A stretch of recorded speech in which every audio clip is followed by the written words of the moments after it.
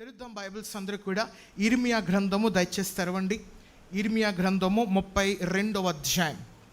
ఇర్మియా గ్రంథము 32వ అధ్యాయం 17వ వాక్యము చదువుకుందాం. యెహోవా ప్రభువా, సైన్యములకు అధిపత్యకు యెహోవా అను పేరు వహించువాడా, సూర్యుడా, మహాదేవ, నీ అధిక బలము చేతను చాచిన బాహు చేతను భూమి ఆకాశమును సృజించితివి, నీకు అసాధ్యమైనది లేదు. ప్రభు ఈ వాక్యముతో మనతో మాట్లాడిన గాక. బారూకు అనే ఒక దైవజనుడు ఇర్మియా గారు చేసిన ప్రార్థనను ఆయన రాసి ఉన్నాడు. ఈ ప్రార్థన మొత్తము కూడా చదివినట్లయితే ఎవరి ప్రార్థనట? ఇర్మియా గారి యొక్క ప్రార్థన. ఎవరి ప్రార్థన? ఇర్మియా గారి యొక్క ప్రార్థన. ఆయన దేవుణ్ణి తెగ కొనియాడుతూ గణపరుస్తూ ఉన్నాడు. ప్రభువా, సైన్యములకు అధిపత్యకు యెహోవా, వహించువాడా, సూర్యుడా, మహాదేవ, నీ అధిక బలము చేతను బాహుబలము చేతను భూమి ఆకాశములను సృజించితివి, నీకు అసాధ్యమంటూ ఏది కూడా లేదు, సమస్తము ఆయనకు సాధ్యమే. ఇర్మియా గ్రంథంలో ఇక్కడ అన్ని విధాలకు కూడా ఆ దైవజనుడు చేస్తున్న అద్భుతమైన ప్రార్థన మనం అందరము కూడా బారూకు అనే ఒక వ్యక్తి రాసిన ఈ ప్రార్థన మనందరూ కూడా గమనిస్తుండొచ్చు. అనగా ఈ వ్యక్తి ఎవరంటే ఇర్మియా కిందన దాసుడిగా ఉండొచ్చు, లేకపోతే ఇర్మియా గారు ఏదైతే గ్రంథకర్త కనుక ఆయన ఏది చెప్పినా కూడా ఈ వ్యక్తి రాస్తూ ఉండొచ్చు. ఆయన రాసిన దాంట్లో ప్రార్థన, ఇర్మియా గారు చేసిన ప్రార్థన కూడా ఆయన లిఖితము చేసి ఉన్నాడు. ఇక్కడ నాకు నచ్చిన మాట ఏంటంటే, నీకు అసాధ్యమైనది ఏదియూ లేదు, అన్నీ కూడా సాధ్యమే అని చెప్పి ఇర్మియా భక్తుడు తన ప్రార్థనలో తెలియజేస్తూ ఉన్నాడు. ప్రియులారా, ఈరోజు నేను మీ అందరితో మాట్లాడదలుచుకున్న అంశం ఏంటంటే, దేవునికి అసాధ్యం అంటూ ఏదన్నా ఉన్నదా, దేవునికి అసాధ్యమైనదంటూ ఏదన్నా కలదా అనే ఒక అంశంతో ఈరోజు కొన్ని సంఘటనలు ఉదాహరణగా తీసుకొని నా వాక్యాన్ని మీ అందరికీ బోధిస్తాను కనుక జాగ్రత్తగా ఈ వాక్యాన్ని ఆలకించవలసిందిగా కోరుచు ఉన్నాను. గమనించండి, మన జీవితంలో కొన్ని అసాధ్యమైన పనులు ఉంటాయి. ఆ అసాధ్యమైన పనులు మనకి ఎలా పట్టుకువెళ్తాయంటే, ఇది నా శక్తి చాలదు, నా బలము చాలదు, నా బుద్ధి బలము చాలదు, నా జ్ఞానము సరిపోదు, లేకపోతే వాళ్ళ కుటుంబాలకి మా కుటుంబానికి పొంతును చూస్తే అసలు అసాధ్యం అని చెప్పి కొన్ని పరిస్థితులు మనల్ని అలాగా ఆలోచింప చేసే రీతిగా, అటువైపు ఆలోచన చేసే రీతిగా మన ఆలోచన వెళ్తూ ఉంటాయి. కానీ ప్రభు మాటలు సెలవిస్తుంది ఏంటంటే, ప్రభుకి సమస్తము సాధ్యమే. అవతల ఎంత పెద్దవాళ్ళు అయినప్పటికీ కూడా, అది ఎంత పెద్ద అసాధ్యమైన పడినప్పటికీ కూడా, అది మనకు అసలు మన యొక్క స్థితి చాలని అన్నప్పటికీ కూడా, దేవుడు కానీ మన జీవితంలో ఉన్నట్లయితే, ప్రభువు కానీ మన జీవితంలో ఉన్నట్లయితే దాన్ని సాధ్యపరిచే దేవుడు మన దేవుడు. హల్లెలూయా. దేవునికి 3 లక్షణాలు ఉన్నాయట. ఎన్ని లక్షణాలు ఉన్నాయి? 3 లక్షణాలు. ఒక్కొక్కడు చూసినట్లయితే ఆయన మొట్టమొదటిగా సర్వశక్తిమంతుడు. ఏంటట? సర్వశక్తిమంతుడు. ఆయన సర్వానికి శక్తిమంతుడు గనుక ఆయనకు అసాధ్యం అంటూ ఏది లేదు. ఎంత పెద్ద శక్తి మనపై దాడి చేసినా, ఎంత పెద్ద ఒడిదుడుకులు మనపై దాడి చేసినా, ఎంత పెద్ద క్రియలు మనపై దాడి చేసినా, ఆయన సర్వశక్తిమంతుడు కనుక అది అసాధ్యమైనప్పుడు కూడా ప్రభు సాధ్యపరచగలడు. హల్లెలూయా. మొట్టమొదటిగా సర్వశక్తిమంతుడు, రెండోదిగా సర్వజ్ఞాని అట. ఏటట? సర్వజ్ఞాని. గమనించండి, రాజులకు చూసినట్లయితే కిందన మంత్రులు ఉంటారు. ఈ మంత్రులు దేనికంటే వాళ్ళకి జ్ఞానం ఎక్కువ ఉంటుంది కనుక, రాజుగారు మీరు ఈ పని చేయండి, పరిపాలన బాగుంటుంది, మీరు ఈ స్కీమ్ తీసుకురండి, ప్రజలందరూ కూడా లబ్ధి పొందుతారు, లేకపోతే ఇలాగ నడిపించండి రాజ్యాన్ని, చక్కగా బాగుంటుంది, మనకి రావాల్సిన వనరులన్నీ కూడా వస్తూ ఉంటాయని చెప్పి ఆ రాజుకి కిందన మంత్రి బోధిస్తూ ఉంటారు. అక్కడికి గమనించండి, యేసు ప్రభువు వారికి మంత్రి ఉన్నాడా, లేకపోతే ఆయనకి చక్కగా చెప్పిన వాళ్ళు ఎవరన్నా ఉన్నారా? గమనించండి, యేసు ప్రభువు వారికి ఏమీ అవసరం లేదు. ఆయన సర్వానికి ఏమై ఉన్నాడు? జ్ఞానియే ఉన్నాడు. నీ పరిస్థితులను చూస్తున్నాడు, నీ స్థితిగతులను గమనిస్తున్నాడు, నీ జీవితాన్ని ఎలా బాగు చెయ్యాలో కూడా ఆయనకి తెలుసు కనుక సర్వజ్ఞాని అయిన దేవుడు మన దేవుడు. హల్లెలూయా. మొట్టమొదటి లక్షణము సర్వశక్తిమంతుడు, రెండోదిగా సర్వజ్ఞాని, మూడోదిగా సర్వవ్యాప్తుడు. ఏటట? సర్వవ్యాప్తుడు అనగా ఎక్కడికి వెళ్ళినా దేవుడు ఉంటాడు. ఎక్కడే దేవుడు ఉంటాడు? ఇజ్రాయెల్ దేశంలోని దేవుడు ఉంటాడు, లేకపోతే అమెరికా దేశంలోని దేవుడు ఉంటాడు, లేకపోతే ఈ యొక్క సమయంలోనే దేవుడు మన దగ్గరికి వస్తాడని చెప్పి ఎక్కడ కూడా బైబిల్ చెప్పలే. ఆయన సర్వానికి వ్యాప్తి చెందాడు కనుక ఆయన అందరికీ ఏమై ఉన్నాడు? దేవుడే ఉన్నాడు, ప్రభువై ఉన్నాడు అనే మాట మనం ఏదైతే విశ్వసిస్తూ ఉంటామో మనం అందరము కూడా విశ్వసించవలసింది ఏంటంటే, ఆయన సర్వాన్ని వ్యాప్తించున్నాడు కనుక ఈరోజు ఉంటాడు, రేపు ఉంటాడు, భవిష్యత్తు ఉంటాడు, నిన్న ఉన్నాడు, మొన్న ఉన్నాడు. అన్ని విధాలు కూడా మన జీవితాన్ని భద్రపరిచి దేవుడు ఎక్కడనూ ఉంటాడు కనుక ఆయన సర్వవ్యాప్తిమంతుడు. గమనించండి, చాలా మంది కూడా దేవుడు చెట్లో ఉంటాడండి, దేవుడు కర్రలో ఉంటాడండి, దేవుడు పొట్లలో ఉంటాడండి, దేవుడు అందులో రాయిలో ఉంటాడని చెప్తూ అంటారు. గమనించండి, దేవుడు చెట్లలోనో పొట్లలోనో రాయిల్లోనో లేకపోతే వేరే విగ్రహాల్లో దేవుడు ఉండడు. కానీ దేవుడు అన్ని విధాలు కూడా సర్వవ్యాప్తుడైన దేవుడు ఎందులో ఉంటాడు తెలుసా? మానవులైన హృదయంలో ఉంటాడు. హల్లెలూయా. మానవులైన హృదయంలో దేవుడు ముందుండి నడిపిస్తాడు కనుక ఈయన సర్వవ్యాప్తిమంతుడు కనుక ఈయనకి అసాధ్యమంటూ ఏది కూడా లేదు, అన్నీ కూడా సాధ్యమే. ఈరోజు మనం అందరము కూడా కొన్ని సంఘటనలు ఉదాహరణగా తీసుకోవాలనగా ఈ సర్వశక్తిమంతుడు, ఈ సర్వజ్ఞాని, ఈ సర్వవ్యాపికి అసాధ్యమంటూ ఏదీ లేదు కదా. పరిశుద్ధ గ్రంథం అసలు అసాధ్యమైన కార్యములకు ఏమని సంబోధిస్తుంది, ఎలాంటి వివరణ ఇస్తుందో ఈరోజు మీ అందరికీ తెలియజేస్తాను. తెరవండి త్వరగా హెబ్రీయులకు రాసిన పత్రిక 10వ అధ్యాయం. హీబ్రూస్ చాప్టర్ 10, హెబ్రీయులకు రాసిన పత్రిక 10వ అధ్యాయం. అనగా దేవుడు చేసే పనులు మాత్రమే. 10వ అధ్యాయం 4వ వాక్యం చదవండి. ఏలయనగా ఎడ్ల యొక్కయు మేకల యొక్కయు రక్తము పాపములను తీసివేయుట అసాధ్యము. చాలు. ఏ పాపములు, ఏ రక్తమట? ఎడ్ల రక్తముయు, అలాగే మేకల రక్తము, లేకపోతే పావురాలు రక్తము, లేకపోతే గొర్రెల రక్తము, ఏదైనా పెట్టుకోండి. ఇవన్నీ కూడా ఈ రక్తం ఏవైతే ఉన్నాయో మనలో ఉన్న పాపాలని తీయడం అట అది అసాధ్యమైన పనట. గమనించండి, పాత నిబంధనలు చూసినట్లయితే మనకి అనేకమైన బలులు కనబడతాయి. ఈ బలులు చూసినట్లయితే పాప పరిహార్థ బలి, తర్వాత అపరాధ పరిహార్థ బలి, తర్వాత నైవేద్యములు బలి, ఇలాగ 5 బలులు మనకు కనబడుతుంటాయి. మీ అందరికీ గుడ్ ఫ్రైడే దినమున తెలియజేసి ఉన్నాం. సమాప్తమైందని చెప్పి యేసు ప్రభువారు మాట పలికినప్పుడు యేసు ప్రభువారు ఈ లోకానికి వచ్చిన తర్వాత, ఆయన రక్తాన్ని చిందించిన తర్వాత, ఆయన శరీరాన్ని మన కొరకు విరగొట్టిన తర్వాత ఒకటి సమాప్తం అయిపోయాట. ఏటి సమాప్తం అయిపోయి? బలులు సమాప్తం అయిపోయి. ఇంకా ఎటువంటి బలులు అర్పించవసల్లా, ఎటువంటి పాప క్షమాపణ నిమిత్తం మీరు బలులు చేయవసల్లా, ఎటువంటి ఆ బలుల వైపు అనగా పాత నిబంధనలో ఉన్న చరిత్రతో ఉన్న ఆ బలులు ఏవైతే ఉన్నాయో వాటి వైపు వెళ్ళకుండా మీరు వాటి వైపు వెళ్ళవసరం లేదని చెప్పి యేసు ప్రభువు తెలియజేస్తూ ఉన్నాడు. ఇక్కడ ఈ హెబ్రీయుల సంఘం మొత్తం చూసినట్లయితే వీళ్ళందరూ కూడా ఇంకా పాత నిబంధనలోనే ఉన్నారు. ఏ నిబంధనలు ఉన్నారు? పాత నిబంధనలో ఉన్నారు. చాలా మంది కూడా ఇంకా పాత నిబంధన నడుస్తుంది. ఎడ్ల రక్తము తీసుకుంటారు, లేకపోతే మేకల రక్తము, లేకపోతే గొర్రెల రక్తము, కోడెల రక్తము, తర్వాత పావురాల రక్తము, ఇవన్నీ తీసుకుని మా పాప పరిహార్థానికి ఈ రక్తము చిందిస్తే మా పాపాలు ఏమైపోతాయి? తొలగిపోతాయి.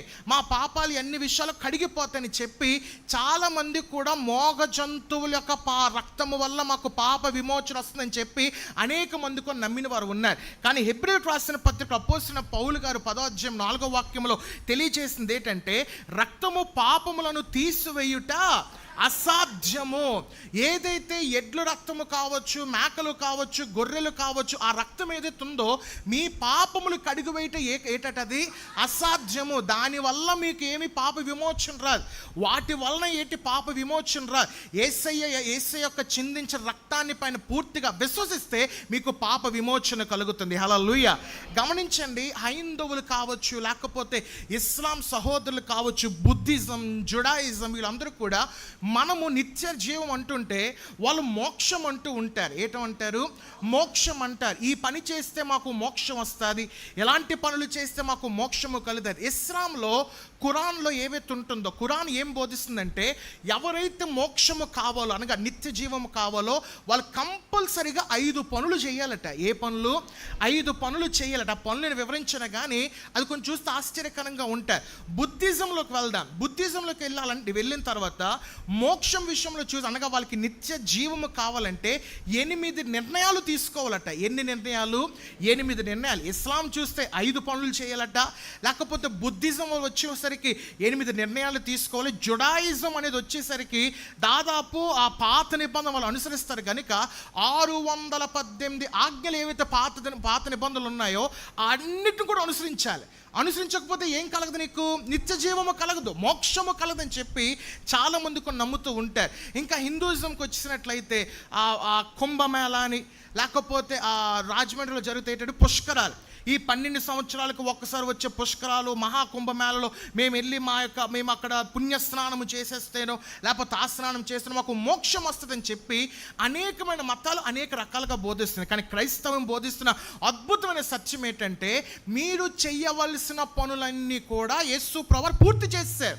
మీరు చేయవలసిన బలులు కావచ్చు, లేకపోతే పాప విమోచన కొరకు చేయవలసిన అర్పణలు కావచ్చు, అన్నీ కూడా యేసు ప్రభువు పూర్తి చేశారు. కనుక ఈరోజు మీరు అందరూ కూడా చేయవలసిన పని ఏంటంటే, మీరు వెళ్ళి మహాకుంభమేళో లేకపోతే 5 పనులు పూర్తి చేయడమో, 8 నిర్ణయాలు తీసుకోవడమో, లేకపోతే వేరే వాటి వైపు వెళ్ళకుండా 618 ఆజ్ఞలు గైకొని వెళ్ళిపోవడమో కాకుండా, ఇక్కడ కొత్త నిబంధనలు యేసు ప్రభువు బోధిస్తున్న అద్భుతమైన పాఠం ఏంటంటే, యేసైన రక్తమును విశ్వసిస్తే చాలు, ఆయన యందు బిలీవ్ చేస్తే చాలు, ఖచ్చితంగా మీకు ఏం దొరుకుతుందట? నిత్య జీవము అనేది దొరుకుతుంది. హల్లెలూయా. పాప విమోచన అనేది ఖచ్చితంగా యేసే రక్తము ద్వారా సాధ్యమవుతుంది. కనుక ఈరోజు మనం అందరం కూడా తెలుసుకోవాల్సిన మొట్టమొదటి సూత్రం ఏంటి తెలుసు అనగా, దేవునికి అసాధ్యమైనదంటూ ఏదన్నా ఉన్నదని చెప్పి మొట్టమొదట ఆ అంశంలో తెలుసుకోవాల్సిన పాఠం ఏంటంటే, పాపం నుండి తొలగించేది దేవుడు అనగా యేసయ్య మాత్రమే. హల్లెలూయా. ఆ పాపం నుంచి తప్పించేది యేసయ్యకు మాత్రమే సాధ్యం. వేరే మతస్థుల గురించి, వేరే వాటి గురించి నాకే తెలియదు. కానీ యేసు ప్రభువు చెప్తున్న అద్భుతమైన మాట ఏంటంటే, మీరు నన్ను నమ్మండి, నాపైన విశ్వసించండి, నాపైన యథార్థంగా ఆధారపడండి, మీకు ఏం కలుగుతుందట?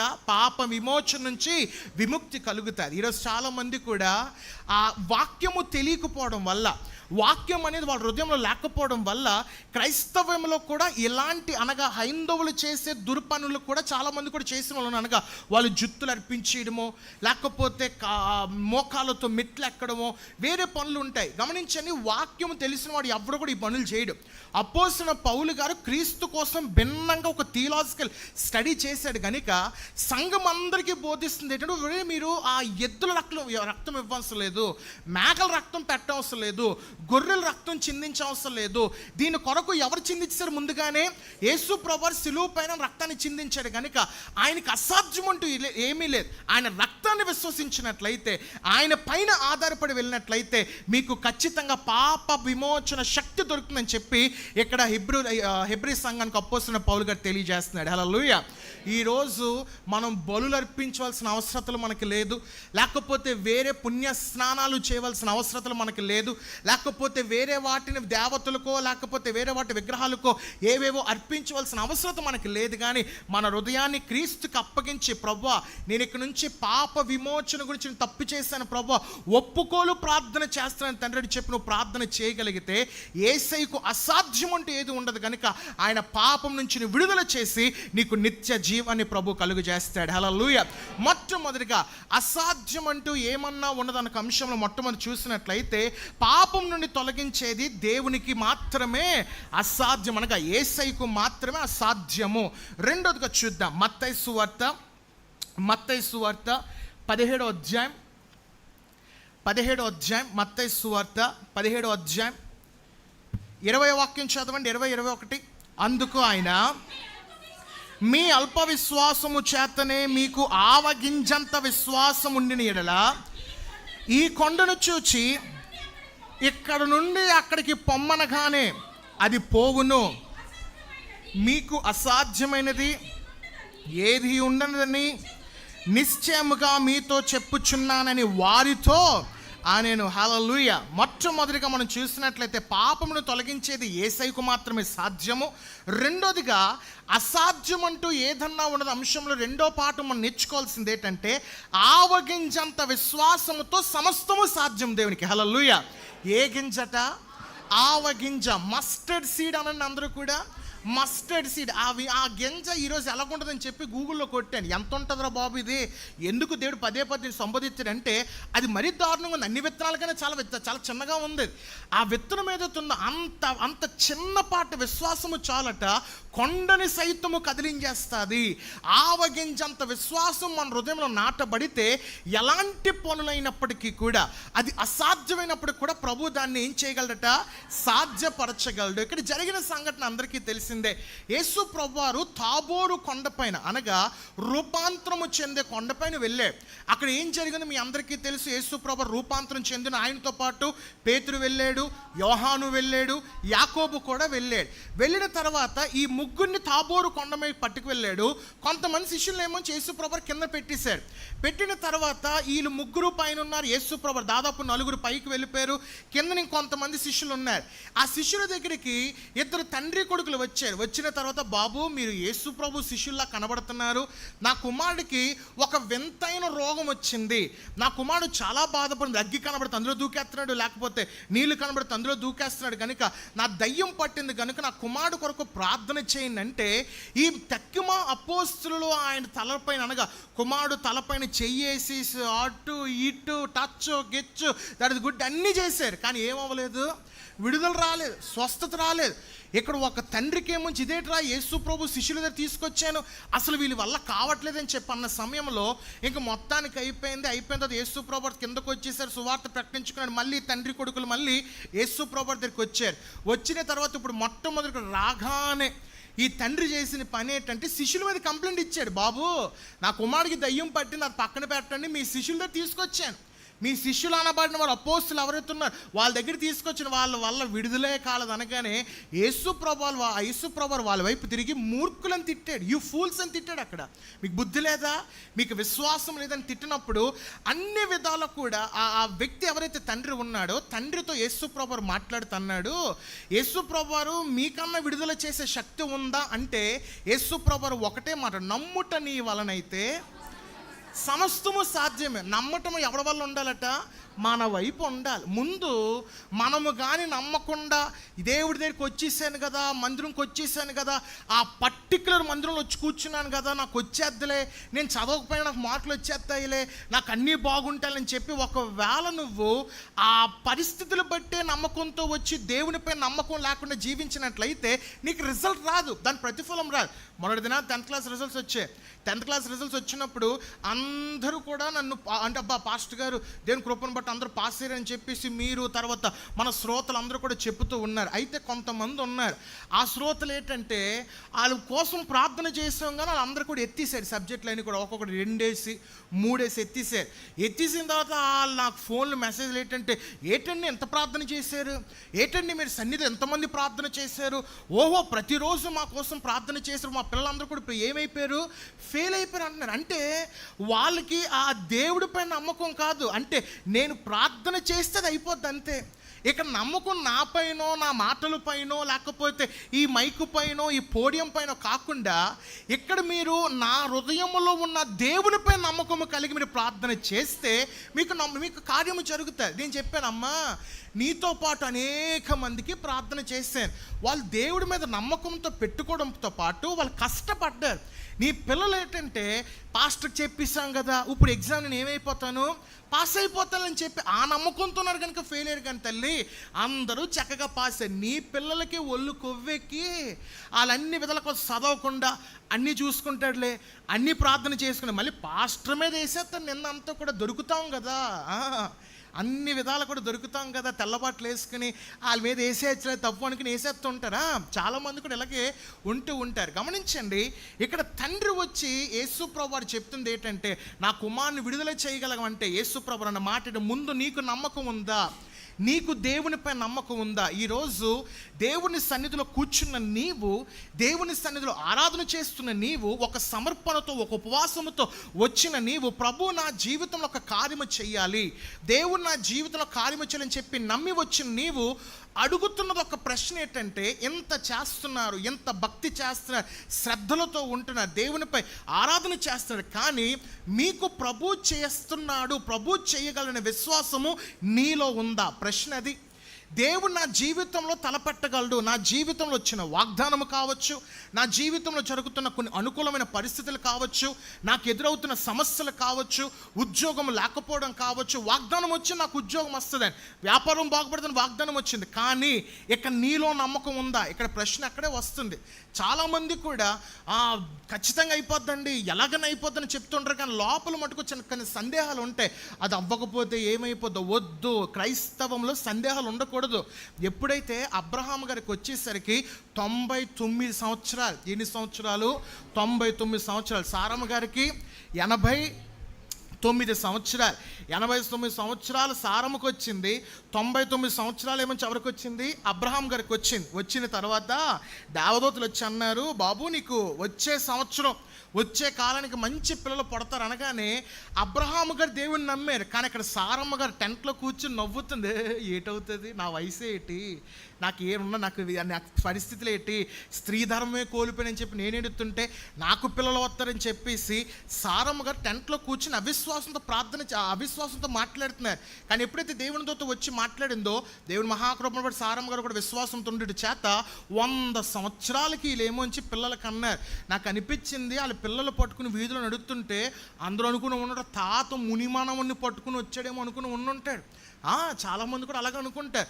ఒకరోజు ఒక ఆవిడ వచ్చిన తర్వాత ఆవిడ వయసు చూస్తే చాలా పెద్ద ఆవిడ అనేసరికి ఒక కొడుకు వచ్చి ఆవిడతో పాటు ఒక అబ్బాయి ఉన్నాడు. నేను అనుకున్నాను బహుశా మనవడు అయ్యి ఉంటాడు, బహుశా పాప ముని మనవడు అయ్యి ఉంటాడు నేను అనుకున్నాను. ఏంటి మీ మనవడు ఏడ్స్ అవుతున్నాడన్నా అన్నాను. నేను పుసుక్కుమని నోటి, మనకు ఉన్నది ఏంటంటే నోటు దురుసు, ముందు కనుక్కోవాలి కదా. ఆవిడ ఏటో కనుక్కోకుండా నేనేం చేశానంటే, ఏంటి మీ మనవడు ఏం చదువుతాడంటే, పాస్టర్ గారు మా మనవడు కాదు అన్నది. అదేటమ్మా మరి ఇంకెవడమ్మా? నేను నా కొడుకండి అన్నది. అవునమ్మా అదేటమ్మా అనుకున్నాను. ఆవిడకి లేట్గా ప్రెగ్నెన్సీ జరిగింది. ఆవిడ బాధ పాప చెప్పుకుంది. పాపం కొంతమందికి ఎలాగుంటుందంటే నోటు దురుసు, మనకి తిన్నంగా ఏటి కూడా పంచే.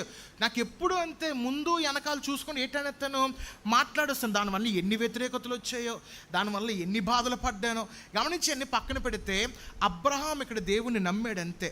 నాకు పిల్లలు ఇస్తారని చెప్పి దేవుడు అన్నాడు, నాకు విమోచన అనగా నాకు గర్భఫలము కలుగుతుందని చెప్పి దేవుడు ఏదైతే అన్నాడో అది జరిగి తీరుతుందని చెప్పి అబ్రహాము నమ్మిన తర్వాత గర్భఫలము వాళ్ళకి కలిగి ఉన్నది. హల్లెలూయా. ఈరోజు నువ్వు నమ్మాలి, ప్రభువా నా జీవితంలో ఈ కార్యము చేస్తానన్నావు తండ్రి, నా పట్ల ఈ యొక్క అద్భుతమును చేస్తానన్నావు ప్రభువా అని చెప్పి నువ్వు నమ్మిన ఎడల ఖచ్చితంగా ప్రభు నీకు ద్వారం తెరుస్తాడు. మనలో వస్తున్న పెద్ద చిక్కు చావు ఏంటంటే నమ్మో, అస్సలు నమ్మో.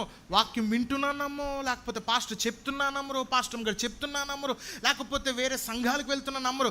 చాలామందికి కొన్ని అన్య బుద్ధులు పోలదని నేను చెప్తాను. ఎందుకంటే అన్య బుద్ధులు ఎలాగుంటాయంటే కొన్ని వాళ్ళు, నేను తప్పు పట్టట్లేదు, కానీ వాళ్ళకి కొన్ని విడుదల రావాలంటే, వాళ్ళకి కొన్ని జరగాలంటే కొబ్బరికాయలు కొట్టాలనో, లేకపోతే ఒక సాటిస్ఫాక్షన్ మన హృదయాల్లో ఉంటాయి. కొబ్బరికాయలు కొడితే 1000 కొబ్బరికాయలు కొడితే మాకు అది జరుగుతుందనో, లేకపోతే అది ఇచ్చేస్తే మొత్తం మొక్కు తీసేస్తే జరుగుతుందని చెప్పి ఈ అలవాట్లు ఏవైతున్నా మనం కూడా అభ్యసుకున్నాం. ఖచ్చితంగా ఇది చేస్తే, ప్రార్థన చేస్తే మీకు విడుదల వస్తుందని అంటే మనసు ఒప్పుకోదు. అబ్బా ఎక్కడ జరుగుతుంది, ఏది జరుగుతుందని చెప్పి టెన్షన్, క్వశ్చన్ మార్కులు ఉంటాం. కానీ దేవుడు అద్భుతమైన మాట ఏంటంటే, లోక మర్యాదలను అనుసరింపక మీరు నన్ను నమ్మండి అంతే, నన్ను విశ్వసించండి, నమ్ముట నీ వలనైతే అన్నీ కూడా ఏమైపోతాయి, సాధ్యమైపోతాయి. నువ్వు నమ్మాలంతే. ఖచ్చితంగా క్రీస్తుని నమ్మిన వారు ఎవరైతే ఉన్నారో వాళ్ళ జీవితంలో అసాధ్యమైన పనులన్నీ కూడా ప్రభు సాధ్యపరచబోతున్నాడు. హల్లెలూయా.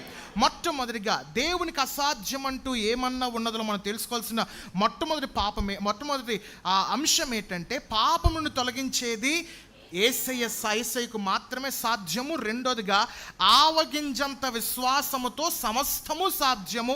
మూడోదిగా మత్తయి సువార్త 19 తెరవండి. చివరిగా మత్తయి సువార్త 19వ అధ్యాయం 26 చదవండి. యేసు వారిని చూచి, ఇది మనుషులకు అసాధ్యమే గాని దేవునికి సమస్తమును సాధ్యమే అని చెప్పాను. చాలు గమనించండి. మూడోదిగా మనం అందరం కూడా తెలుసుకోవాల్సిన మూడో పాఠం ఏంటంటే, యేసయ్య ద్వారే నిత్య జీవము సాధ్యము. హల్లెలూయా. ఎవరి ద్వారా నిత్య జీవం సాధ్యమట? యేసు ప్రభు ద్వారా మాత్రమే నిత్య జీవం సాధ్యం. గమనించండి, ఇక్కడ ఒక ధనవంతుడు వచ్చాడు. ఆయన ఒక యవనస్తుడు, ఒక ధనవంతుడు, ఒక అధికారి. గమనించండి, డబ్బున్నోళ్ళనే పట్టుకోలేం. అసలు డబ్బున్నోడికి ఏముంటుంది? మొట్టమొదటిగా గర్వం, అహంకారం. వాళ్ళకి ఏంటంటే ఒక రకమైన అహంకారంతో నాకేంటి, నాకు తిరగలేదు, నేను వస్తే అందరూ కూడా ఏం కొట్టాలి, నాకు సలాం కొట్టాలి, సల్యూట్ కొట్టాలని చెప్పి ఆ భావంతో ఉంటారు. ఒక 40 ఏజ్ డబ్బున్నోని మనం పట్టుకోలేం. కానీ ఇక్కడ యవనస్తుడని ఉంది, డబ్బున్నోడు, అధికారం ఉన్నాడు. అసలే కోతి కళ్ళు తాగిందట, ఇలాంటి సామెత ఉన్నట్టు ఇది అసలే యవనస్తుడు. ఈ యవనస్తుడితో పాటు డబ్బున్నోడితో పాటు ఏం కలిగిన వాడు? అధికారము కలిగిన వాడు. అంటే వాడు ఏం చెప్పినా వాడు మాటే శాసనంతో వెళ్ళినవాడు.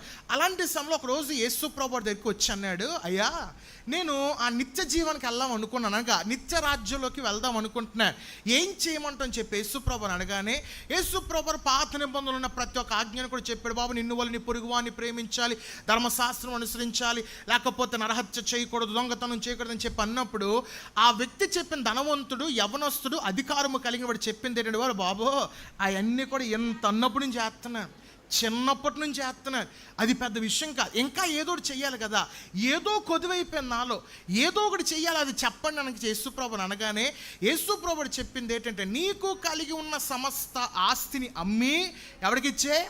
పేదలకు ఇచ్చే అన్న మాట అనగానే ఈడు అలా కంగారు వెళ్ళిపోయాడు. 2 నిమిషాలు ఎలాగ వెళ్ళిపోయాడు ఒకసారి చూడండి. మత్తయి సువార్త 19:22 చదవండి. అయితే ఆ యవనస్తుడు మిగులు ఆస్తి గలవాడు గనుక ఆ మాట విని వ్యసనపడుచు వెళ్ళిపోయాను. చాలు. ఎలా పడ్డాడట ఇప్పుడు? వ్యసన పడిపోయాడు, టెన్షన్ పడిపోయాడు, ఆందోళన పడిపోయాడు. ఏంటి ఇచ్చేలా, అదేంటది అనుకుని వెళ్ళిపోయాడు. అంతే. ఏంటి మాట్లాడలేకపోతున్నాడు పాపం.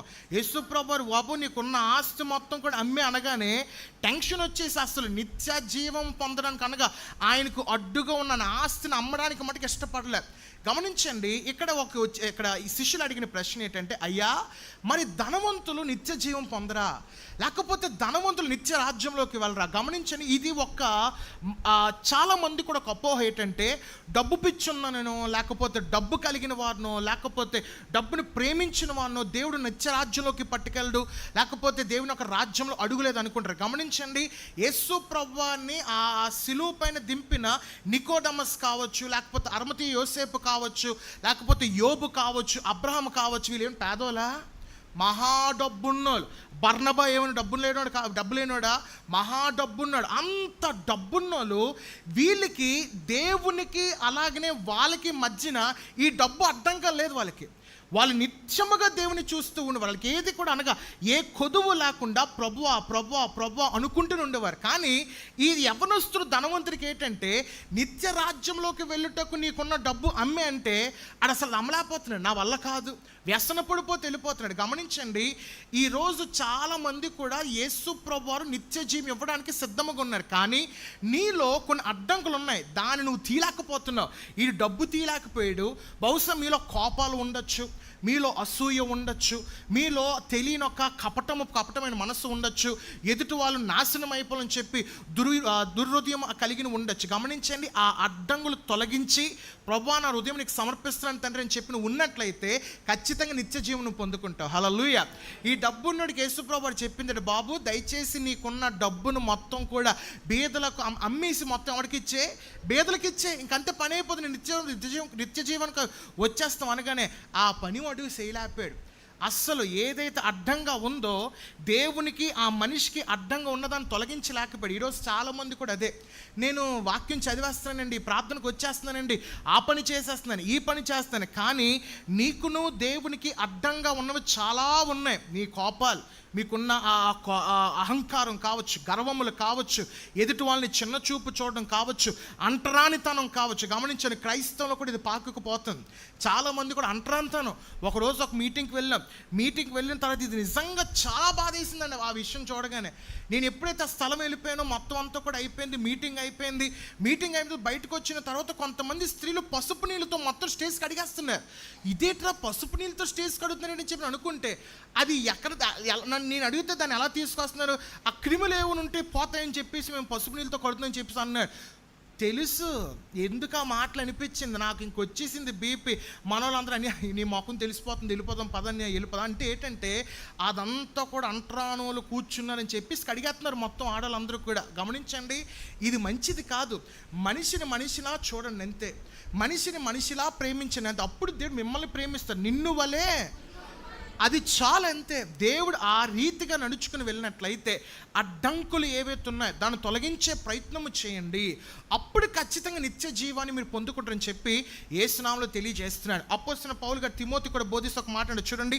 1 తిమోతి 6వ అధ్యాయము, తిమోతికి రాసిన మొదటి పత్రిక 6వ అధ్యాయం 10వ వాక్యము చదవండి. ఎందుకనగా ఏమవుతుందట, ధనాపేక్ష సమస్త కీడులకు మూలము. కొందరు దాన్ని ఆశిస్తున్నారు, విశ్వాసమును తొలగిపోతున్నారు, నానా బాధలతో తమను తామే పొడుచుకొనిచునిరి. చాలు ఏడు చేస్తున్నారట, నానా బాధలతో వాళ్ళే పొడుచుకుంటున్నారట. గమనించండి, ధనాపేక్ష సమస్తమైన కీడులకు ఏమవుతుందట, మూలము. చాలామందికి ఇక్కడ లేకపోతే వాక్యం వింటున్న వాళ్ళకి కావచ్చు, డబ్బు డబ్బు డబ్బు డబ్బు అనే ఆశ ఉంటుంది. గమనించండి, డబ్బు అనే ఆశ నీ మదిలోకి వచ్చిందంటే నీకు త్వరలో ఏం రాబోతుంది, నాశనం, కీడు రాబోతుంది. వాక్యం అదే చెప్తుంది, సమస్త కీడునకు అది ఏమవబోతుందట, మూలముగా మారబోతుంది. నీలో విశ్వాసాన్ని తొలగించి, నీలో ఆ ఆశించినది ఏదైతుందో మొత్తం అని కూడా తొలగించి, నీలో నానా బాధలతో తమ్మును తామే హింసించుకునేటట్టు, తమ్మును తామే నాశనమును చేసుకునే పరిస్థితులు డబ్బు తీసుకొస్తుంది. అందుకని అపోస్తలుడైన పౌలు గారు తిమోతికి అంటాడు, తిమోతి నువ్వు చక్కగా యవనస్తుడివి, పరిచర్య చేస్తున్నావు, చక్కగా మీటింగ్లు ఆడుతున్నావు, సభలకు వెళ్తున్నావు, మందిరాలకు వెళ్తున్నావు, కడుతున్నావు, అన్నీ చేస్తున్నావు, పరిచయం చాలా బాగుంది. కానీ నీకు అన్ని బుద్ధులు రావచ్చు, కానీ ఏటి రాకూడదట, నీకు ధనాపేక్షతో ఉండొద్దు, డబ్బు సంపాదించాలి అనే ఆశతో మటుకు రావద్దు. మా బైబిల్ కాలేజ్లో ముందు రోజు సెమినార్లు అవుతాయి, అనగా కాన్వకేషన్ ముందు రోజు సెమినార్లు అవుతాయి. సెమినార్లు అయినప్పుడు ప్రతి ఒక్క స్టూడెంట్స్కి మేము చెప్పేది ఏంటంటే, ఇక్కడ ఎవరన్నా పరిచయకు వచ్చి డబ్బు సంపాదించాలి అనే ఉద్దేశంతో ఆశతో ఉన్నట్లయితే ఇప్పుడే దయచేసి బయటికి వెళ్ళిపోండి, గెట్ అవుట్ ఫ్రమ్ హియర్ అని చెప్పేస్తాను. ఎందుకంటే పరిచయకు వచ్చింది డబ్బులు సంపాదించుకోవడం కాదు, పరిచయకు వచ్చింది ఆస్తులు కూడబెట్టడం కాదు, పరిచయకు వచ్చింది మీకంటూ ఒక ప్రత్యేకమైన పేరు తెచ్చుకోవడం కాదు, పరిచయకు వచ్చింది డబ్బు సంపాదన కంటే ఆత్మల సంపద కోసం ఇక్కడ మనకు వచ్చి ఉన్నాం. హల్లెలూయా. పరిచర్యకి ఎందుకు వచ్చామంటే ఆస్తులు సంపాదించుకోవడం కాదు, అనేకమైన మనుషులను దేవుని వైపు త్రిప్పుటకు మనందరూ కూడా వచ్చి ఉన్నాం. కనుక మీరు పరిచర్య చేసేటప్పుడు ఏ పిచ్చి ఉండకూడదట, డబ్బు పిచ్చి, ధనాపేక్షతో ఉండొద్దు.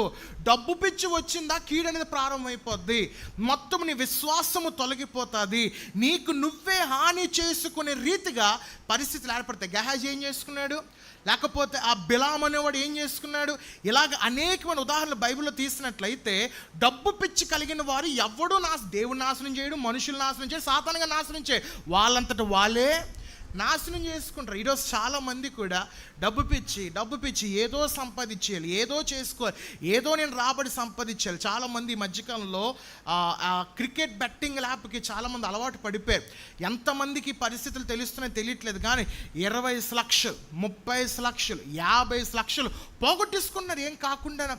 వాడు ఏంటంటే మొట్టమొదటిగా వాళ్ళు ఏం చేస్తారంటే, వాళ్ళు బెట్టింగ్ యాప్లు ఏం చేస్తారంటే, ఉదాహరణకు అవతలోడు 6 కొడితే వీడి ముందే చెప్పేసారు అనుకోని 6 కొట్టేసారు అనుకోండి, ఆడికి 1000 రూపాయలు వెంటనే అకౌంట్లో డ్రా చేసేస్తాడు. వీడికి ఇంకేమవుతుందంటే దురాశ ప్రారంభం, అబ్బా భలే వస్తుంది 1000 రూపాయలు, 2 గంటల్లో 4000 సంపాదించాను, ఎక్కువ పెడితే ఇంకా ఏమవుతుంది, నాకు ఇంకా ఎక్కువ వస్తుందని చెప్పి లక్షలు తగలబెట్టారు. ఎప్పుడైతే ఆ 1,00,000 దాటుతాడో మొత్తం దివాలా తీసేస్తాడు, ఇంకా ఆన్లైన్ పని చేయదు, మొత్తం అంతా కూడా ఎత్తిపెట్టేస్తుంటారు. గమనించండి, ఆన్లైన్ బెట్టింగ్లో, లేకపోతే మోసాలు చేసి సంపాదించడాలో, లేకపోతే ఎదుటి మనిషిని మోసము చేసే డబ్బు నువ్వు ఏదైతే తింటున్నావో అది నీకు మంచిది కాదు. నీకు నువ్వే ఏమవుతావు, పొడుచుకుంటారు, మీకు మీరే నాశనం అవుతారు. కనుక పౌలు తిమోతికి చెప్తున్న రీతిగా దయచేసి ధనాపేక్షం అనేది సమస్త కీడులకు మూలంగా ఉంటుంది. కనుక ఆ డబ్బు పిచ్చి అనేది రానివ్వద్దు.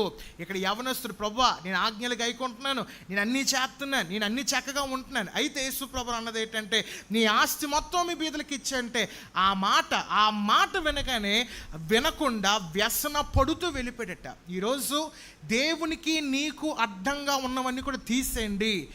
ఏమున్నా కూడా, ఎలాంటివైనప్పుడు కూడా తీసివేసి ప్రభువా నా హృదయానికి సమర్పిస్తున్నాను తండ్రి అని చెప్పి ఆయనపై ఆధారపడి ఆయనకి నీ హృదయాన్ని సమర్పించుకుని వెళ్ళినట్లయితే ఖచ్చితంగా నిత్య జీవము యేసుతో మాత్రమే నువ్వు సంపాదించుకోగలవు. హల్లెలూయా. మొట్టమొదటిగా దేవునికి అసాధ్యం అంటూ ఏమన్నా ఉన్నదని పాఠంలో చూసినట్లయితే మొట్టమొదటిగా పాపం నుండి తొలగించేది యేసయ్యకు మాత్రమే సాధ్యమట.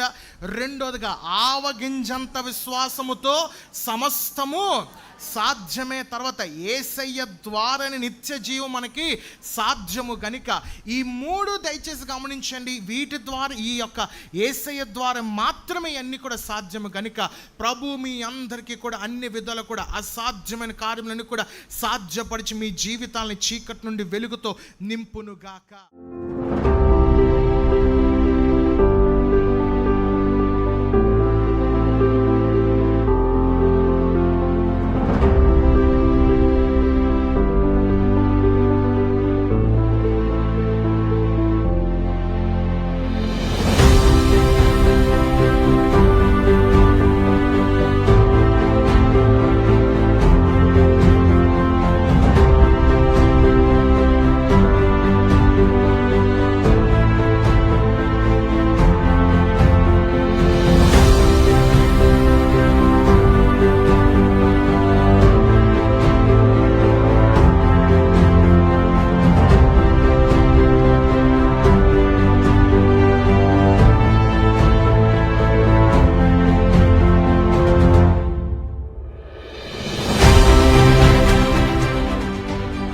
AP theological university.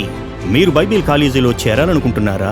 అయితే ఏపీ థియాలాజికల్ యూనివర్సిటీ మీకు ఆహ్వానం పలుకుతుంది. మా వద్ద BTH, BD, MTH, MDiv, PhD మొదలగు కోర్సులు అందుబాటులో ఉన్నాయి. మరిన్ని వివరాల కొరకు మీరు సంప్రదించవలసిన మా ఫోన్ నెంబర్లు 9666442222 మరియు 8121333322. అలాగే ఈ ఫోన్ నెంబర్లకు సంప్రదించి మీ యొక్క అడ్మిషన్స్ కొరకు ఫోన్ చేయగలరు.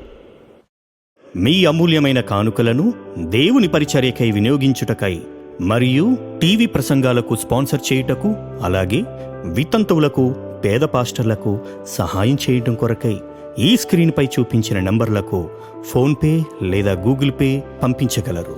మా నంబర్ 9398083696 లేదా స్క్రీన్పై చూపించిన అకౌంట్ నంబర్కు కూడా మీ యొక్క అమూల్యమైన కానుకలను పంపించగలరు.